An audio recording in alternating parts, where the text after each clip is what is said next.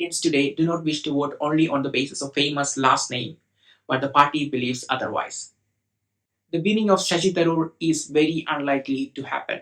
India has changed, but the Congress party hasn't. It now seems they are incapable of even playing that role. BJP has definitely gained strength over the years because the opposition do not have an answer to the leadership of Modi.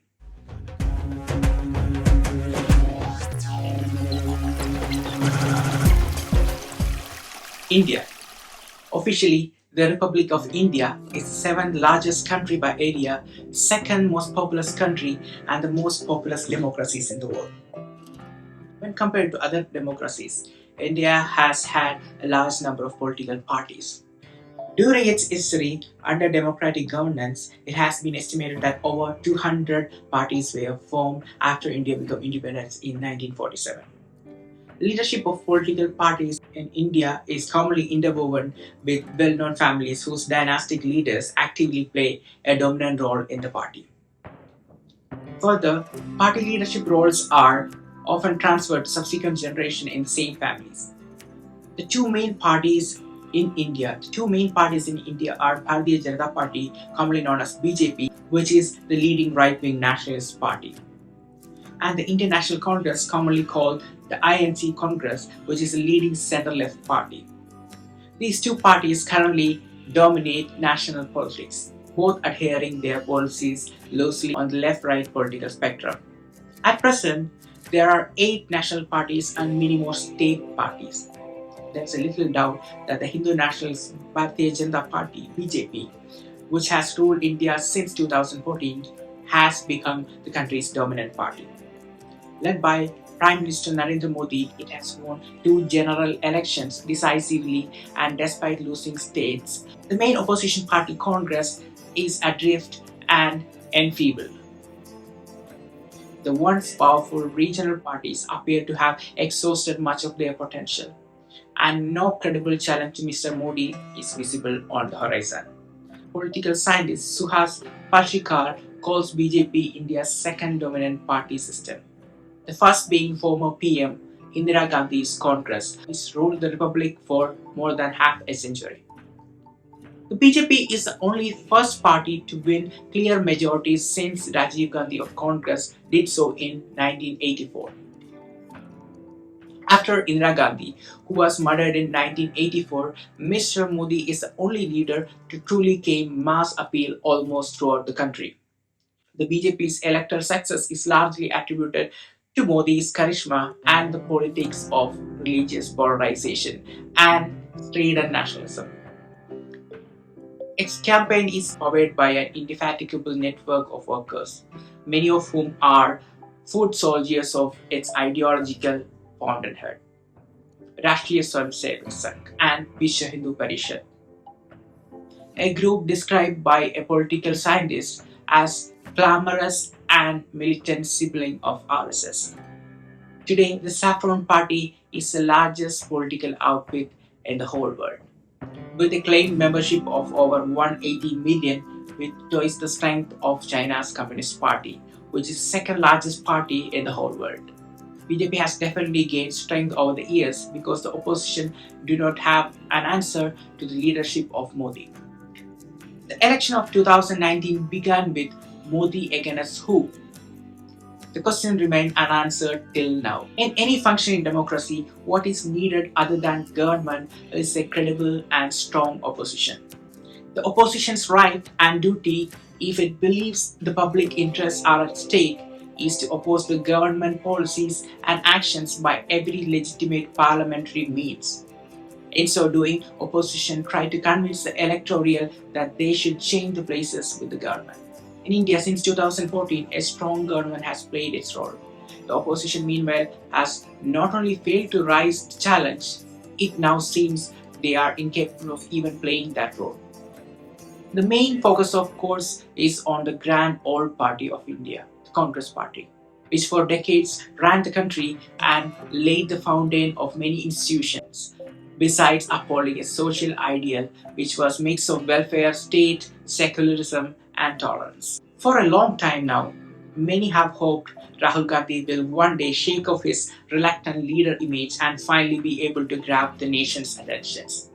His Bharat Jodo Yatra, a march across the length of the country, which is currently on his latest endeavor to unite the nation. But then, as the joke goes, maybe he needs to focus on fixing his party first. Series of high-level defections, with most of them joining BJP, has dented his image even further. It's almost as if nothing is working for the man who most Congress loyalists see as the natural heir to the party legacy. The problem is twofold. One, the party is in shambles, and two, there is no leader. Rahul has been given enough time and tests, and one failure after the other has proved his lack of credentials and charisma to lead the party or the country. It is time the Congress party, which is almost a dead, comatose institution today, woke out of its deep slumber and saw the changing face of India around. Therein also lies the paradox. India has changed, but the Congress party hasn't. Indians today do not wish to vote only on the basis of famous last name, but the party believes otherwise. The rise of the right in India has not seen the Congress fight back for more center-left vision of India, but instead meekly embrace soft Hindutva. Most Indians today are not sure of what Congress party stands for or what to make of its leader Rahul. The latest exercise in electing a non-Gandhi president is almost facade. The general public is amused. It is the latest signal from Rahul that he is unwilling and unable to lead the party, and two, the party feels hopelessly lost without a Gandhi holding its hand. Rahul's unwillingness is good realization. At least he may have realized the incapability that he has. The Congress could solve one criticism they constantly face of being a Nehru-Gandhi party. They could elect a new president who isn't from the Gandhi family.